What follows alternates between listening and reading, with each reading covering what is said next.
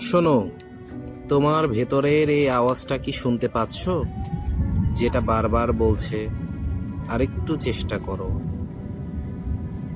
আমরা প্রায়শই ভাবি কাল থেকে শুরু করব, কিন্তু পরিস্থিতি আসলেও কি কাল মানে? পরিস্থিতি ঠিক হলে শুরু করব এটা ভাবলে কি হয়? সত্যিটা হলো, পরিস্থিতি কখনো নিজে থেকে ঠিক হয় না, তাকে ঠিক করে নিতে হয়। সাফল্য কোনো দুর্ঘটনা নয়, এটা হলো পরিশ্রম, অধ্যবসায় আর ত্যাগের ফল। হার মেনে নেওয়া সহজ, কিন্তু হেরে যাওয়ার পর যে আফসোসটা থেকে যায় সেটা বয়ে বেড়ানো খুবই কঠিন। তুমি তোমার সীমাবদ্ধতার চেয়ে বড়।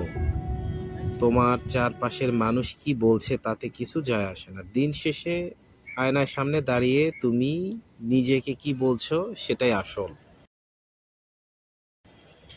রাস্তা যদি মসৃণ হয় তবে জানবে তুমি ভুল পথে আসো, কারণ পাহাড়ের চূড়ায় ওঠার রাস্তা সবসময় বন্ধুর হয়।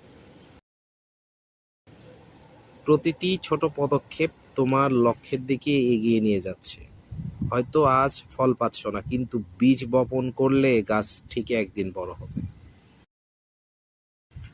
স্বপ্ন সেটা নয় যা মানুষ ঘুমিয়ে দেখে, স্বপ্ন সেটাই যা মানুষকে ঘুমাতে দেয় না।